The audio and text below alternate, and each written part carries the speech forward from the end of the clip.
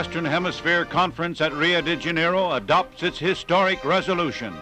President Vargas of Brazil is the host of the delegates. Under-Secretary of State Sumner Welles represents the United States, and he calls for a hemisphere break with the Axis. Welcomed by Brazil's president, he plays a large part in the deliberations leading to the resolution recommending that the Latin American republics break diplomatic relations with Germany, Italy, and Japan. Before the Council of the Americas, Sumner Welles presents the dominating thought.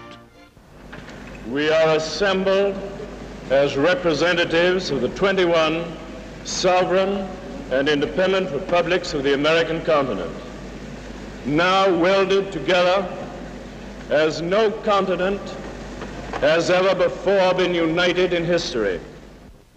At this time, the issue is clearly drawn.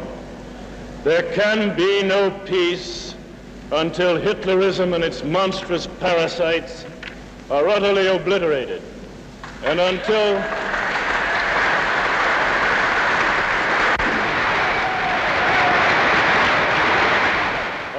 the Prussian and Japanese militarists have been taught in the only language they can understand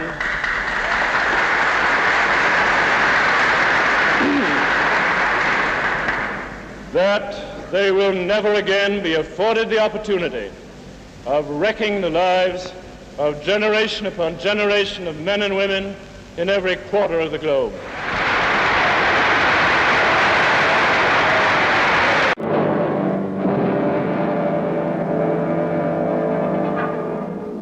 In 1935, France's challenge to Britain's rule of the sea sailed on her maiden voyage.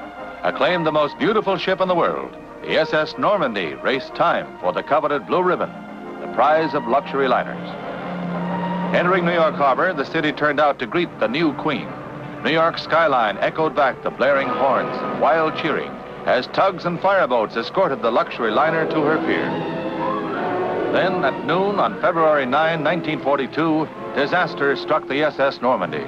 Fire. The pride of France in peace had been interned by the United States to prevent the Nazi-controlled Vichy government from grabbing her. Men and equipment answered the alarm to the most spectacular dockside fire in New York's history as smoke poured from her burning carcass to cloud up the North River docks. By mid-afternoon, 3 decks were enveloped in smoke billowing before a cold northwest wind. Every piece of available firefighting equipment answered the emergency as tons of water poured into the hold. The pall of dense smoke hanging over New York's waterfront was a grim shroud in the harbor. New York's firefighting Mayor LaGuardia joined the scene to direct operations. The valiant efforts of rescuers prevented an even greater disaster. Of the 1,500 men on board, 128 were injured, and only 1 died. Firefighters worked throughout the day and into the night. At 12:20 a.m., it was the end of the Normandy. The huge vessel listed in her berth, and Admiral Andrews, Commandant of the 3rd Naval District, ordered all hands to abandon ship.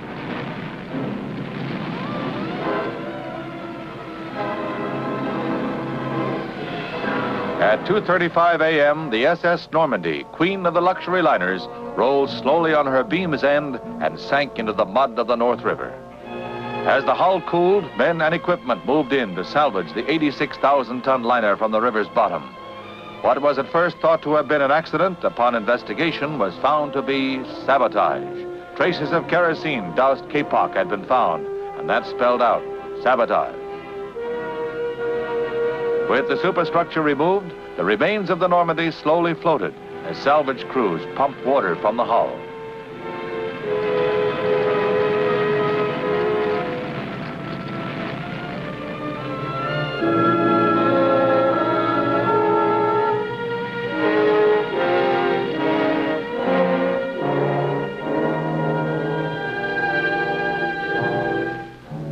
The disaster of the Normandy was a black milestone in the history of World War II.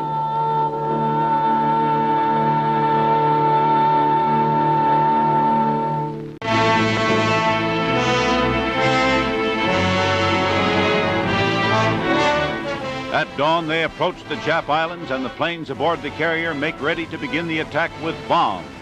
the American squadron has steamed secretly and swiftly for a surface assault against oceanic strongholds, dealing a brilliant, damaging blow, a first installment of vengeance for Pearl Harbor. From the Pike catapult.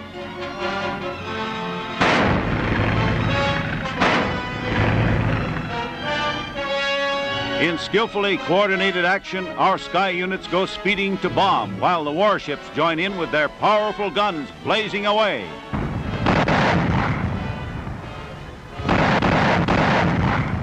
Shells and bombs blast an enemy naval and air center. And other islands are attacked by other fleet units. A transport capsizing, 16 ships blasted, including a cruiser and an aircraft. Huge devastation in vital enemy areas. He spots a squadron of Japanese bombers speeding to attack the American ships, and they are met with hot anti-aircraft fire. From the enemy plane, flashes as they shoot back. The anti-aircraft fire of our ships is accurate. 38 Jap planes were destroyed, including those bombed on the ground. We lost 11. The fire of the American warships forces the hostile squadron to break formation. You see them scatter, avoid the bursting shells, and now a stroke of anti-aircraft marksmanship. That enemy plane is hit and the pilot forced down. He tries to steer his disabled plane into the American aircraft carrier like a living bomb. Motion pictures of one of the dramatic episodes of the attack on the Gilbert and Marshall Islands as the plane fails to hit the carrier and falls into the sea.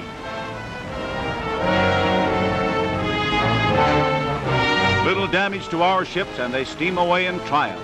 Admiral Halsey checks back over the operation. The first offensive stroke by the fleet in the Pacific. A brilliant beginning. A caravan of Japanese-owned trucks and pleasure cars heads inland from the Pacific. Aliens ordered out of strategic coastal zones, they are allowed all the personal belongings and household goods they can carry. Escorted by troopers, they go to make their homes under Uncle Sam's surveillance for the duration.